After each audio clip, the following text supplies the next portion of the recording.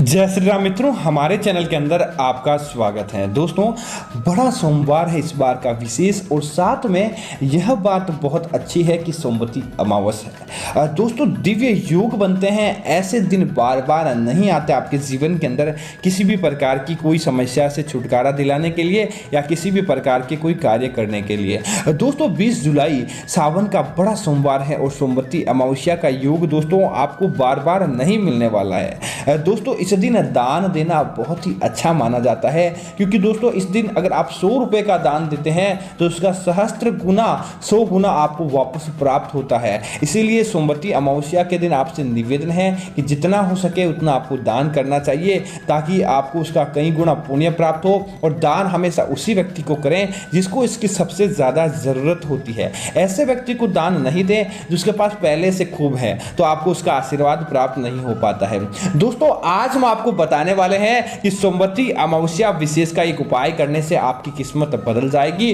और आप चाहेंगे जैसा आप अपने जीवन के अंदर हासिल कर पाएंगे। दोस्तों, सोमवती अमावस्या अपने आप में ही एक खास दिन है और सोमवार सावन का सोमवार है, और इस दिन आप उपाय करेंगे तो भगवान आपकी झोली भर देंगे और आपके कार्य में किसी भी प्रकार का कोई विघ्न नहीं आता है। तो इस उपाय को करने वाले व्यक्ति के जीवन के अंदर तरक्की इतनी देखने को मिलती है जिसकी वह कल्पना नहीं कर पाता है, क्योंकि दोस्तों ऐसा क्षण बार बार नहीं आता है और ऐसा क्षण व्यक्ति के जीवन में कभी कभार ही आता है। दोस्तों, जैसा कि आप जानते हैं कि भगवान की पूजा के अंदर नारियल जरूर अर्पित किया जाता है। जैसे भोलेनाथ को नारियल का पानी अर्पित नहीं किया जाता है, लेकिन आप उनकी पूजा के अंदर साबुत नारियल, सूखा नारियल आप ले सकते हैं। और दोस्तों, एकादशी नारियल का तो कहना ही क्या। एकादशी नारियल जिसे माता लक्ष्मी का प्रतीक माना जाता है, और सावन के महीने के अंदर इसका एक विशेष महत्व होता है और हर कोई व्यक्ति नहीं जानता कि एकादशी नारियल क्या होता है। दोस्तों, एकादशी नारियल जैसे कि आप जानते हैं कि पानी वाला जो आप सूखा नारियल भगवान को अर्पित करने के लिए लेकर आते हैं, उस नारियल के पीछे की तरफ 3 आंख होती है, लेकिन जो एकादशी नारियल होता है उसके 3 आंखें नहीं, 1 आंख होती है। इसे साक्षात भोलेनाथ से जोड़कर देखी जाती है। दोस्तों, भोलेनाथ जिसे त्रिनेत्र भी कहा जाता है, उनके त्रिनेत्र है, त्रिलोकीनाथ भी कहा जाता है। उसी प्रकार दोस्तों नारियल को भी भगवान शिव के मुख से जोड़कर देखा जाता है, और नारियल की जो जटा होती है उसे भगवान शिव की जटा से जोड़कर देखा जाता है। इसीलिए सूखे नारियल को और जो उसको बंद नारियल से भगवान शिव की पूजा करना, जिसे विशेष महत्व दिया गया है, और इसकी पूजा करने वाले व्यक्ति के जीवन के अंदर कोई भी समस्या नहीं आती। आज हम आपको जो उपाय बताएंगे, इस उपाय को करने वाले व्यक्ति के जीवन के अंदर तरक्की देखने को मिलती है और उसे अपने जीवन के अंदर फायदा देखने को मिलता है। दोस्तों, आपको क्या करना है कि आपको अगर एकादशी नारियल मिल जाता है, दोस्तों वैसे यह नारियल बहुत लाखों नारियल के अंदर में से एक होता है, और जिस व्यक्ति के पास यह नारियल होता है उसकी किस्मत बदल जाती है। उसको उसके जीवन के अंदर कई प्रकार के सुखों की प्राप्ति होती है और उसे अपने जीवन के अंदर कभी भी दुख देखने को नहीं मिलते हैं। इसी वजह से एकादशी नारियल का विशेष महत्व होता है। इसे नया या पुराना जोड़कर नहीं देखा जाता है, बस इसको बंद ही लाल कपड़े के अंदर लपेट कर रखने से ही आपकी किस्मत बदल जाती है। और दोस्तों, सामान्य नारियल के साथ भी आपको ये उपाय करना चाहिए जो आज हम आपको बताने वाले हैं। आपको क्या करना है कि सावन का सोमवार विशेष है, और सावन के सोमवार के दिन सुबह जल्दी उठना है, और जल्दी उठने के बाद आपको क्या करना है, आपके आसपास कोई नारियल की दुकान है तो वहां पर से आपको एक नारियल लेकर आ जाना चाहिए। और सूखा नारियल अगर आपके घर के अंदर भी पड़ा है तो प्रभु भोलेनाथ की पूजा के अंदर आप उसे कार्य के अंदर ले सकते हैं।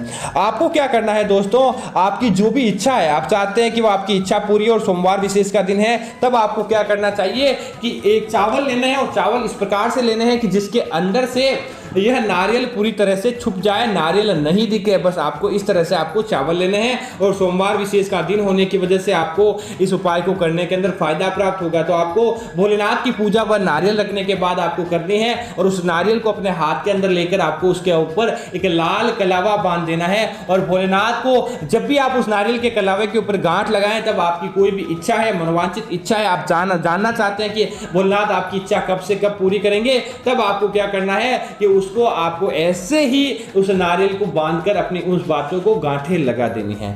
गांठें लगाने के बाद आपको क्या करना चाहिए, आपके घर के अंदर चावल है, गेहूं है, जो भी अनाज है, ज्वार है, आपको उस अनाज के अंदर उस नारियल को पूरी तरह से डुबोकर सावन के सोमवती अमावस्या वाले दिन आपको उसे ऐसे ही रख देना चाहिए। और दोस्तों आपको भोलेनाथ से नियमित प्रार्थना करनी चाहिए उस दिन के लिए। तो बस मात्र आपको इतना करना है दोस्तों। अगले दिन जब आप उठें तब आपको क्या करना चाहिए, उस नारियल को उस चावल के अंदर से निकाल देना चाहिए और जितना चावल के अंदर आपने डुबोया है उस चावल को आपको क्या करना चाहिए, उससे आपको खीर बनानी चाहिए। अगर आपने गेहूं लिया है तो उससे आपको उसकी रोटियां बनानी चाहिए। आपने कोई भी अनाज लिया जिससे आप बना सकते हैं कोई भी चीज, उससे आपको उतनी वह चीज बना देनी चाहिए। और आपके आसपास, क्योंकि दोस्तों सोमवती अमावस्या के नियमित चावल होते हैं, तब आपको क्या करना चाहिए, आपके आसपास कोई भी गरीब व्यक्ति है तब आपको उनसे बनी चीजें बनाकर आपको उस व्यक्ति को, या साबुत अनाज भी आप किसी व्यक्ति को दान दे दें, आप पशु पक्षियों को खिला सकते हैं, तो निश्चित तौर पर आपकी वह मनोवांछित इच्छा पूरी होती है।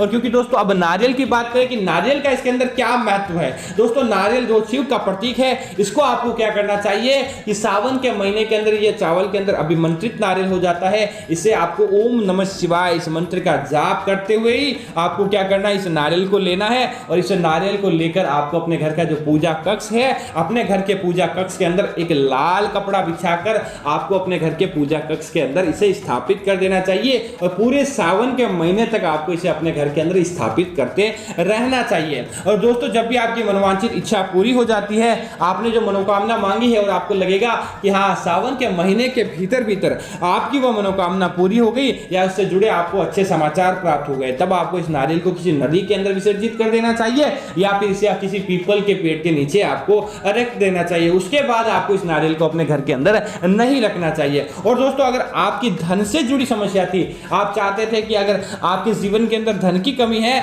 और आप धन के निमित्त उपाय मांगा है, क्योंकि दोस्तों पूजा घर के अंदर वही नारियल रखा जाएगा जो आपके घर की पारिवारिक स्थिति को मजबूत करने के लिए, रिश्तों को मधुर बनाने के लिए, बच्चों की अच्छी पढ़ाई के लिए, लेकिन धन की स्थिति के लिए आपको इसे अपने घर की तिजोरी के अंदर रखना है। या फिर आप कोई व्यापार करते हैं, आपका कोई दुकान हो, छोटा दुकान हो या बड़ा दुकान हो, कैसा भी दुकान हो, तब आपको पूरे वर्ष भर के लिए आपको उस नारियल को अपने घर के तिजोरी में या फिर आप अपने घर का जो भी व्यापारिक स्थल है वहां पर इस नारियल को रखना चाहिए। दोस्तों निश्चित तौर पर वह आपकी मनोकामना पूरी होती है और आपको उस मनोकामना के निमित्त फायदा देखने को मिलता है।